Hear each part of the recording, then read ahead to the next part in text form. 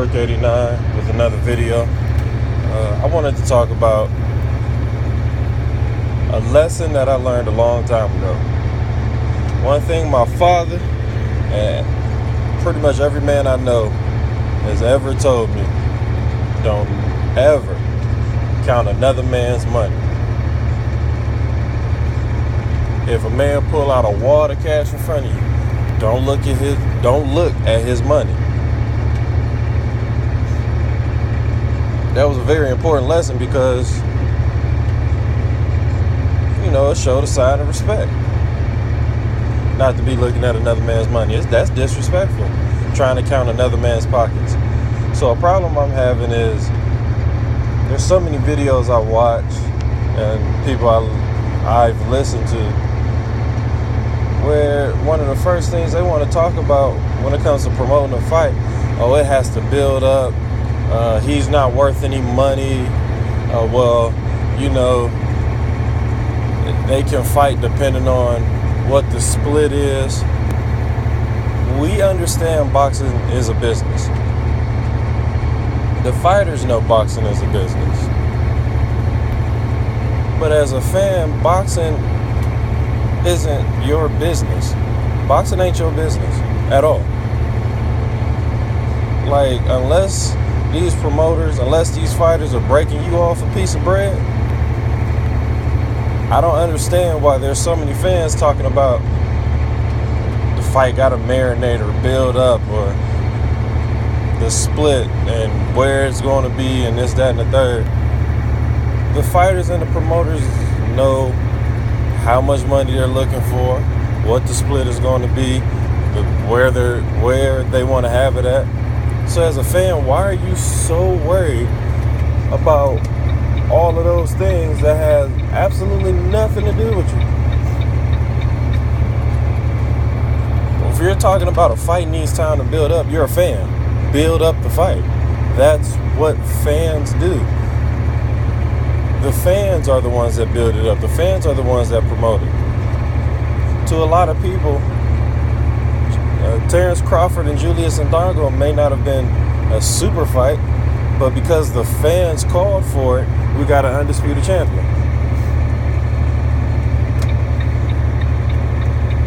The sanctioning bodies weren't necessarily pulling for it, but the fighters wanted it and the fans demanded it. That's the only reason why we ended up getting an undisputed champion.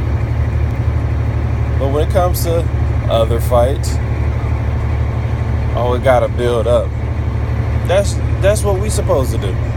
As fans, we build it up. We talk about it. But talking about another man's money isn't a part of that. It's not your money.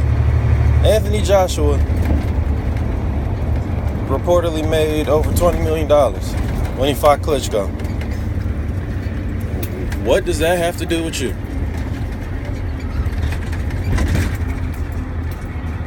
I mean, did he break you off a piece? Did you get some of the 20 mil?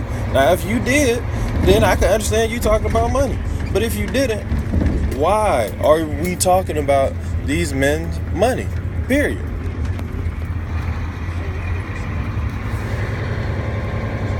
Like, it makes zero sense while we're talking about their money. In any other sport, I understand team sports, their schedules, but we don't talk about how much they make and why they do or don't deserve to play this team or to play in that tournament, or why this team deserves to make the playoffs, why this team really deserves to be the champion.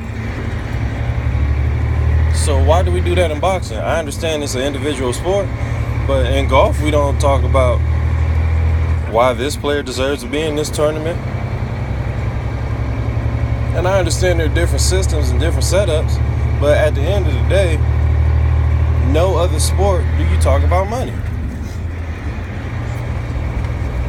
So it shouldn't be that way in boxing. If you want to see the fights, let's see the fights. Promote the fights. People ride a certain boxer so hard that they act like they're scared for their favorite fighter to lose. Like, honestly, my favorite fighters are retired now. So there's fighters that I like today, but I don't have any type of allegiance towards any fighter. And my favorite fighters were willing to fight everybody. My favorite fighters pretty much fought, if not every name, almost every name you could think of or that you had wanted them to fight.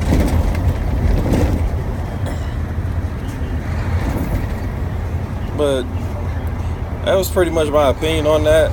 I just think fans need to stop getting so caught up in their emotions and caught up in fighters. And if you're a fan of a fighter, then say you're a fan of a fighter. Don't say you're a fan of boxing, because that's not true. This is Rook 89 signing off.